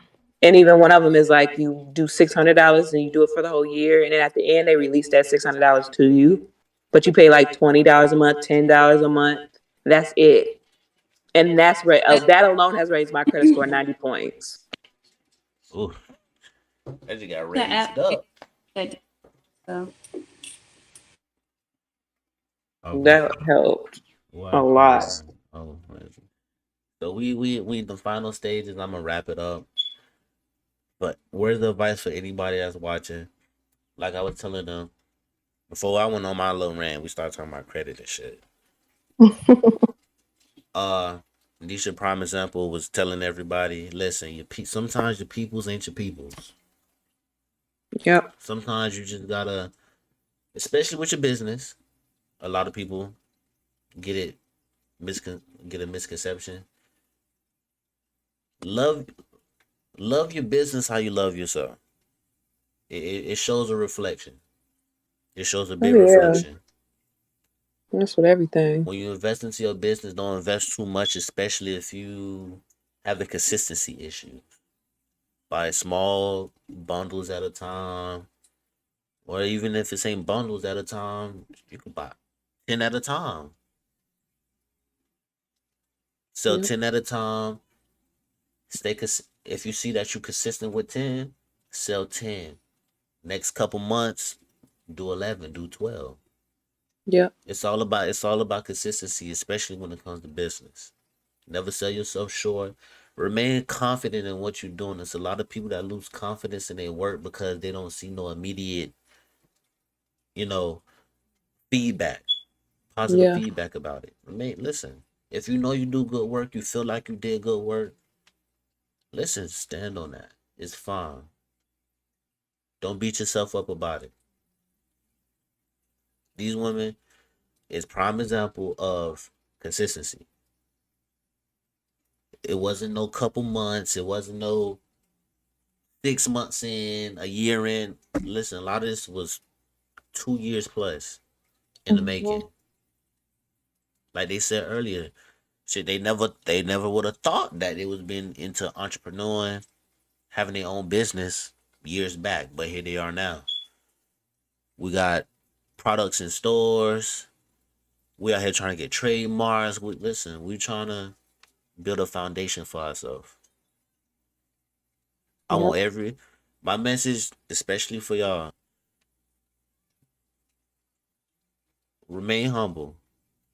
It's always gonna be something that's always gonna try to trick you out your position. It's always gonna be something, whether it be family, friends. You wake up one day and you'll look groggy. You ain't feeling it. Somebody may say something to you wrong. You gotta think about these things. Cause at the end of the day, everybody that come onto my platform, we sit down, we talk, we chill, we vibe. From the bottom of my heart, I want nothing but success for you. Appreciate it. Yeah. Nothing but success. Especially if you've been going hard this whole entire time. Listen, keep going hard. We're gonna have our days when it's raining, it's hot, we tired. It's okay to take a break every now and then. I ain't saying work yourself to the bone. We listen. We not. This ain't no iRobot. I don't expect nothing like that from you. We human. I don't. I'll be honest with you. It'll be days. It's a few times I done flicked out on the plot on the podcast. I'm like, bro, I'm honestly fucking tired today. Like, Yeah. you honestly might get 20% of me versus 100% of me. You just gotta keep showing up. You know, especially and with this business, stay social, stay collab. Whether it's you making a review, whether you and the next person sit down and y'all talking about business, Hmm. network, you always want to. Every single thing is a step further for your business, for yourself. Sometimes you gotta be selfish about it. I'm gonna be honest with you, Yeah. because like I was telling y'all, once I get my whole situation with my man cave, how I wanted to be presentable, the vibe, the atmosphere. Eventually, I'm gonna start telling people, "Hey, listen, if you in the area, come out." I would definitely fly out and do a show. Same. I'll tell them, "Hey, listen, if you're in the area, or if you ever think about coming out here, come out. We can sit down. We can talk. Open mic. We can talk about whatever. It don't have to be business related. Hmm. We can talk about anything. I just want to get. That's why I want to build my platform up to. I too. That's why every now and then, I spoil myself. I was like, okay, cool. This might. I read up on it, did a little research. Oh shit, it got 4.5 stars, 5 stars. Okay, let me get this mic. Okay, let me get this stand. So person coming through, they don't gotta be in this bitch like the DJ the whole entire time holding the mic. They can sit down, be comfortable, talking to the mic. You know, Yeah. y'all wanna come on, y'all wanna drink. Shit, we got wine over here, whatever the case may be. This is gonna be a vibe. That's what I want to build my brand up to. That's That's what's why I'm, up. that's why I'm starting out small, consistent as possible. If people want to come on, talk, collab, it don't matter what you do. It don't. It could be business related, content creators, streamers, uh, you artists. I'm all for a listen. When you come on here, you gonna have a good time. You gonna vibe. But before anything, I'm gonna let you talk, promote yourself, present yourself. Cause you already That's know what's me. I'm up. I'm I'm a, I'm a, I'm a little ish. But at the same time, I want everybody to get I want everybody to get their credibility. Oh, this is what she was talking about. She do this, that, and the third. Okay, that's a vibe. I like that. I'm gonna look into it. That's why I tell everybody, if you come on here, send me your links. I want them to see your links before they see my links. They already know who I am. That's dope. Because you give the platform for businesses to do that. Mm-hmm. Exactly. So I just want to be, whether it's big businesses, small content creators, anybody. I want you to come on here. This is a safe space. I don't judge. Everybody got their come up. Everybody got their slow period. Everybody got that that moment in their life where they just honestly took a break because they just needed it, or they did probably lost out, or they didn't came up. Yep. So that's why I tell anybody, listen, if you know anybody who's never been and want to get the first hand experience of just on the platform, big or small, just to talk, promote themselves, have fun, you can send them my way. Y'all can even come back. We could talk about something entirely differently. All right, sounds good.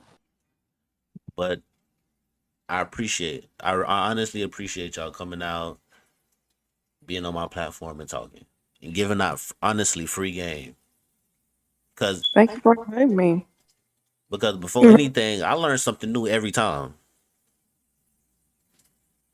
Good. That's what it's for. I learn something new every time. So I be actually tuned in. I be happy. I'm like, damn, honestly, I didn't even know that. Nah, I know. I'm gonna look into it. Like with the trademark thing, when y'all talking about trademarks, I was like, shit, I ain't honestly didn't really know about trademarking until y'all really started speaking on it. And I'm like, okay, shit, well, push on the shove, this shit here need to get trademarked. You ain't finna steal this. Yeah. You don't want somebody to make profit off your name. Exactly. You ain't finna steal this. We work hard for this.